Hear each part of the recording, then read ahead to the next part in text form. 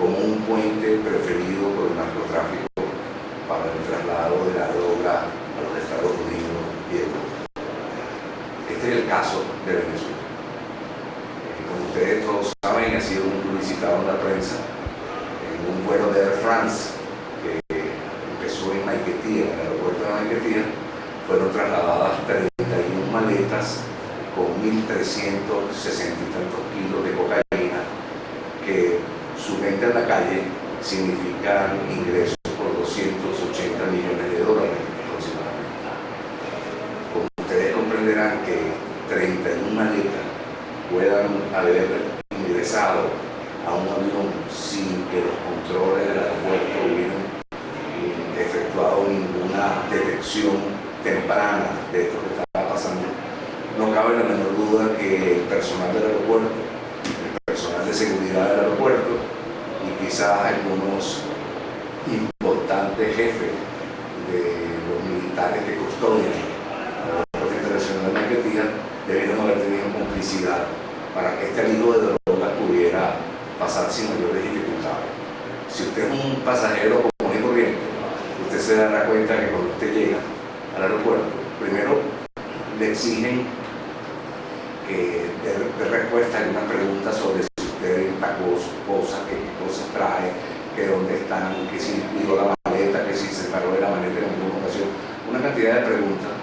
Luego esas maletas van al counter, uno en el counter la pesa, no puede pesar más de 23 kilos si no tiene que pagar exceso de equipaje. Y estas maletas de este tráfico, si uno divide 1.300 y tantos kilos de droga entre 31 maletas, da un promedio de 45 kilos por maleta. Entonces tampoco cumplieron con el pesaje normal que se exige en el aeropuerto, incluso poniendo en peligro la propia seguridad del vuelo de ese avión, porque tenía un sobreprecio, un sobrepeso que no estaba quizás programado ni contemplado por los pilotos.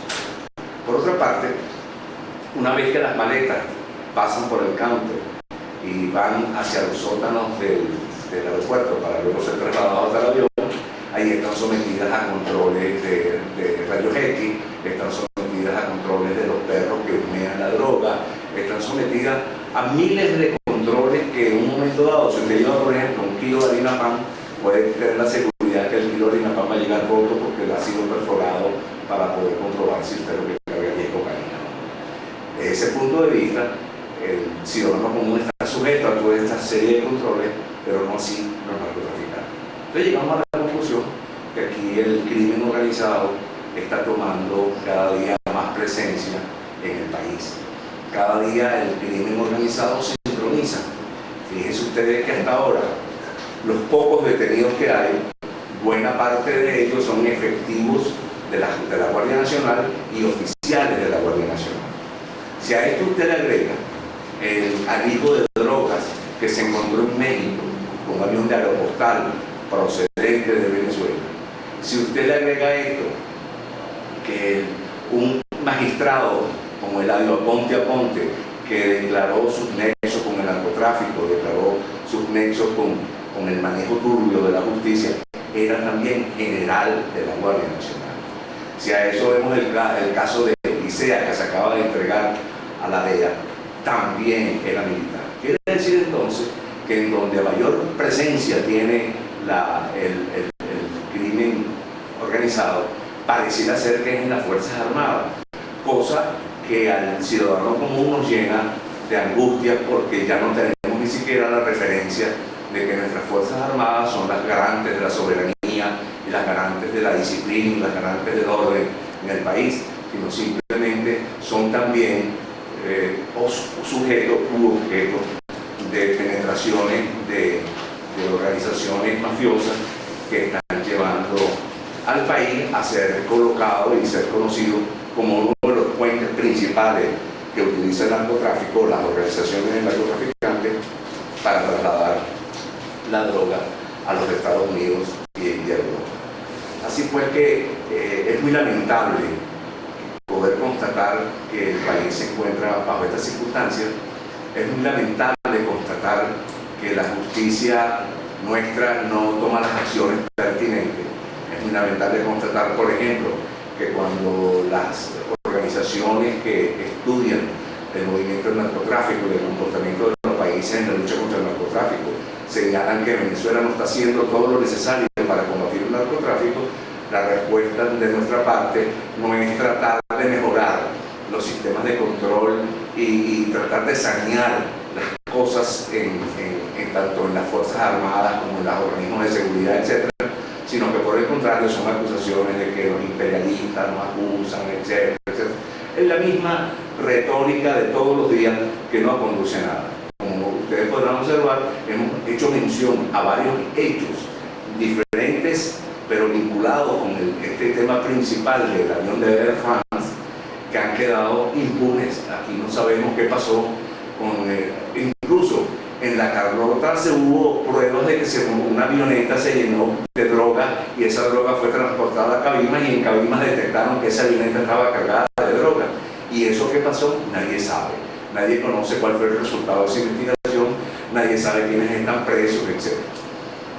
Por otra parte, cuando se trata de un alijo de esta magnitud, con 280 millones de dólares, no cabe la menor duda que es mucho el dinero que los narcotraficantes utilizaron para comprar voluntades, comprar conciencia, y hasta ahora solo estamos viendo la punta del iceberg.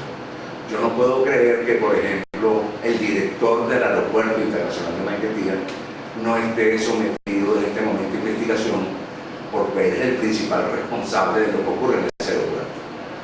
Entonces creo que el gobierno no le interesa hurgar mucho en este tema, porque van a salir a relucir algunas cosas importantes que indican cuál es el grado de complicidad que existe entre algunas autoridades del país con las mafias del narcotráfico.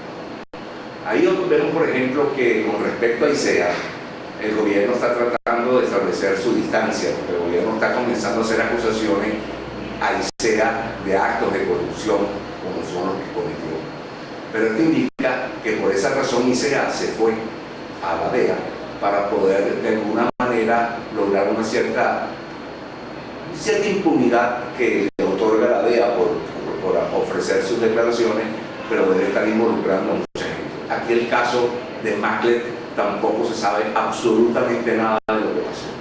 Entonces este es un gobierno de la mentira, un gobierno que esconde, un gobierno que tapa, un gobierno que no tiene transparencia para que el ciudadano pueda conocer efectivamente qué es lo que pasa.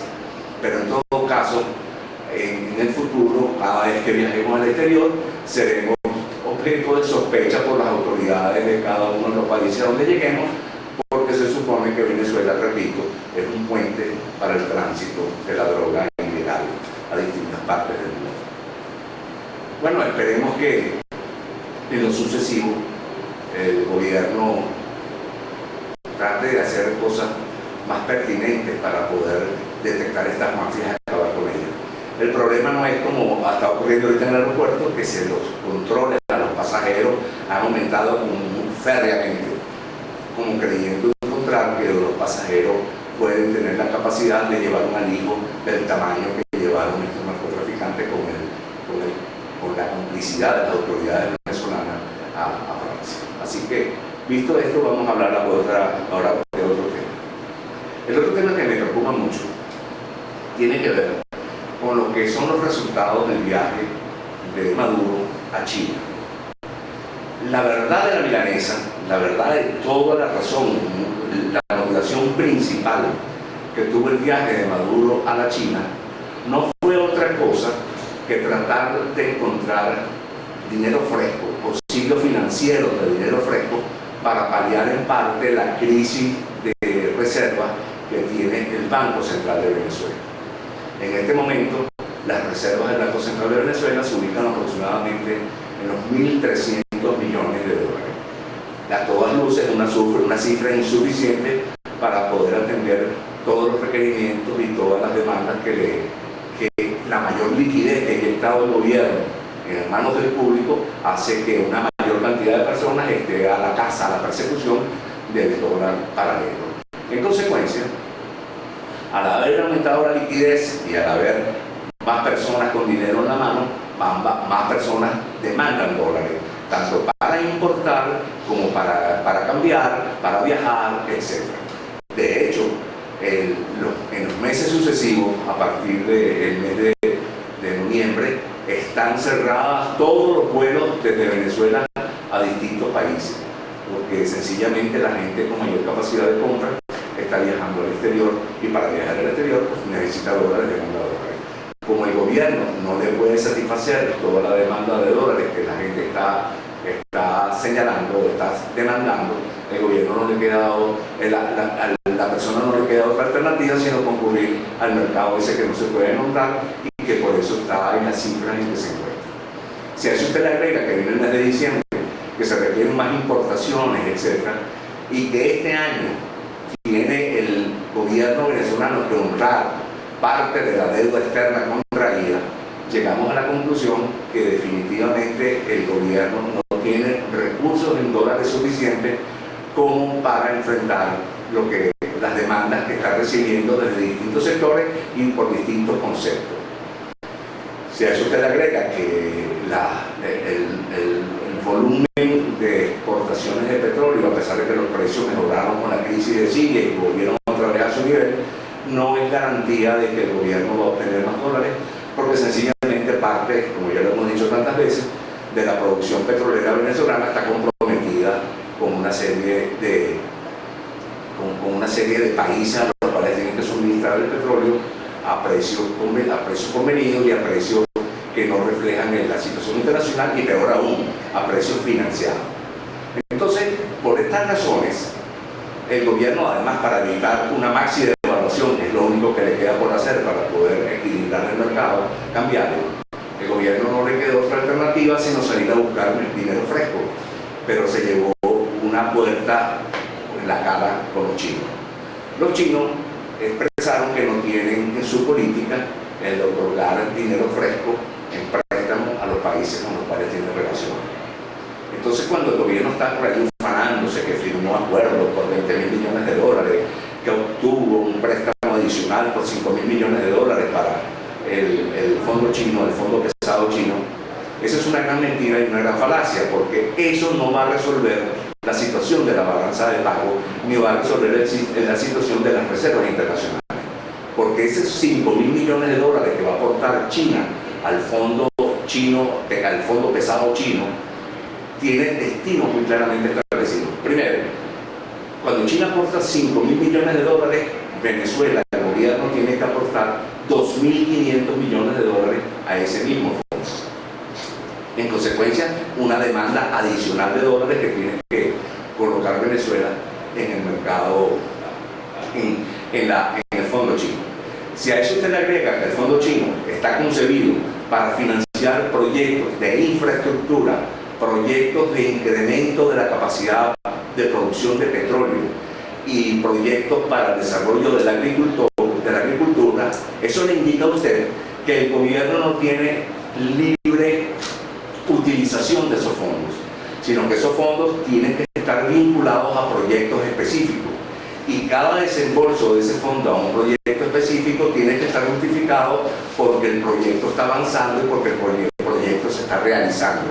Entonces, simplemente el gobierno venezolano no obtuvo de los chinos ninguna otra cosa que no fuera comprometer aún más la deuda externa venezolana, comprometerse aún más con los recursos petroleros y ahora también los recursos mineros del país, con el programa de inversiones. Pero además, lo más triste de todo esto es que todo esto se hace entre gallos y medianoche, con gran opacidad. Nadie sabe exactamente en qué términos se consiguieron estos acuerdos con China, y en consecuencia el país sigue inerme viendo cómo el gobierno se endeuda, cómo el gobierno habla de programas de inversiones y el país no tiene idea de hacia dónde van las cosas y cómo se están manejando. Así que esta opacidad del gobierno, esta manera de esconder las cosas, estas mentiras que simultáneamente el gobierno vive propagando, no nos están llevando a ninguna solución a los problemas que nos aquejan, sino que por el contrario están creando mayores presiones y mayores dificultades para el desenvolvimiento de la economía. Así pues las cosas, nos encontramos entonces con el otro elemento importante. El otro elemento importante es que, en vista de la incapacidad del gobierno para financiero fresco para poder atender el tema de las reservas internacionales escasas, nos encontramos entonces que el gobierno está pensando profundamente respecto a la posible venta de oro que todavía mantenemos en algunos bancos en el exterior, específicamente en el Banco de Oro. Tenemos reservas de oro allí por aproximadamente 2.100 millones, que hoy por hoy valen un poco menos, porque como el precio del oro bajó en el mercado internacional, creo que ese fondo se reduce con 200 millones de dólares. O sea, de los 2.400 quedan 2.200. Eso sería lo que eventualmente obtendría Venezuela por la venta del oro. Entonces quiere decir que vamos a vender un activo, oro, que forma parte de las reservas internacionales para obtener unos recursos, dólares, para poderlos entregar a los viajeros, a las importaciones, etc. Es lo mismo que usted venda su casa y con el dinero que le produce la venta de su casa se dedique a la francachela, se dedique al paseo, se dedique a cualquier otra actividad, menos al ahorro. En consecuencia, Venezuela sale como perdedor neto en esta situación. Si se habla por allí, por ejemplo, de que se abriría una nueva subasta, entre comillas, por parte del SICAR. Bueno, se la anunció con bombo y platillo el vicepresidente del Banco Central. No se realizó ninguna subasta en ese entonces. Ahora se habla de que la subasta será de 300 millones de dólares y básicamente orientado a la industria manufacturera y para las importaciones navideñas. Como ustedes comprenderán, esta cifra de 300 millones de dólares distribuida entre no sé cuántos demandantes que tendrán acceso, que tendrán derecho a tener acceso a esos fondos, pues la cantidad que le va a corresponder a cada una de las empresas que están participando en esta subasta será realmente pequeña. En consecuencia, el gobierno sigue entrampado. El gobierno no quiere tomar las grandes decisiones que tiene que tomar. El gobierno no quiere controlar el gasto público. Para que ustedes se den una idea, el gasto público en el año 2013 ha crecido 63% más que la cifra que alcanzó en el 2012. ¿Por qué es esto? Porque el gobierno simplemente está colocando dinero en la calle a través de los fondos de vivienda, a través de las misiones, las distintas misiones, a través de las compras estatales, pero en definitiva el incremento del gasto público también obedece a razones de tipo electorera, porque probablemente quieren tener una imagen buena para las elecciones posiblemente realizarse el 8 de diciembre, y entonces vuelcan toda la cornucopia de la abundancia de bolívares en manos del público. Resultado de todo esto, más inflación, más escasez, más importación, más demanda de dólares. En definitiva, es como un círculo vicioso en que está envuelto el gobierno que no es capaz de resolver. No es capaz de resolver porque tiene limitaciones de tipo ideológico muy profundas, limitaciones de tipo técnico, porque creo que la gente que trabaja con el gobierno en materia económica no está bien preparada para manejar esta situación. Y además limitaciones de tipo político, porque como tanto se dice por allí Maduro no es Chávez. En consecuencia, Maduro tiene que satisfacer las expectativas de gente, de fracciones dentro del PSV para poder mantenerse en el poder y mantener cierto apoyo por parte del partido a su gestión. En consecuencia, por todas estas razones, no podemos esperar que las medidas que adopte el gobierno sean las medidas que corresponden adoptar, por todas las razones que hemos expuesto. En consecuencia, esperemos paños calientes, esperemos una devaluación quizás muy tímida que no va a resolver el problema, y para tratar de correr la arruga hasta más allá del 8 de diciembre, porque con las elecciones en puerta, evidentemente una derrota importante en términos numéricos por parte del gobierno sería una suerte de rechazo de la población a la gestión gubernamental, que ya de suyo está bastante deteriorada y que de suyo está bastante venida menos, tal como lo reflejan las encuestas de opinión que recientemente han sido publicadas. Por último, me quería referir a la situación de la democracia venezolana. aquí se habla de que tenemos una democracia activa, que tenemos una democracia participativa. Aquí se habla, no, aquí habla el gobierno, de que tenemos una democracia activa, una democracia participativa, una democracia que le garantiza a la gente muchos aspectos, pero nos encontramos cosas como esta, por ejemplo. La institucionalidad del país está en el suelo. Cuando yo digo la institucionalidad del país está en el suelo es cuando, por ejemplo, tenemos un sistema judicial que no funciona con los patrones propios del funcionamiento de un sistema judicial, sino que obedece a directrices, a instrucciones que emanan directamente del gobierno. Entonces usted no puede esperar justicia cuando usted, por ejemplo, es un opositor al gobierno. Ahí está el caso de Simonovi, y hay tantos casos de gente que está pagando cárcel, de gente que está pagando exilio, gente que está escondida, gente que está acosada, gente que está perseguida, gente que está amenazada, porque aquí no hay un sistema judicial confiable. Y si no hay un sistema judicial confiable, tenemos que llegar a la conclusión que la institucionalidad del país está muy en tela de juicio. Si por otra parte nos encontramos que aquí el gobierno y el Estado no garantizan la seguridad ciudadana, que es fundamental para poder mantener la paz, el control y evitar abusos por parte de los grupos irregulares, entonces sencillamente el ciudadano de a pie queda a merced de las circunstancias, a merced de la suerte y a merced que no le toque un día un atraco, un asesinato o un secuestro o cosas por el estilo.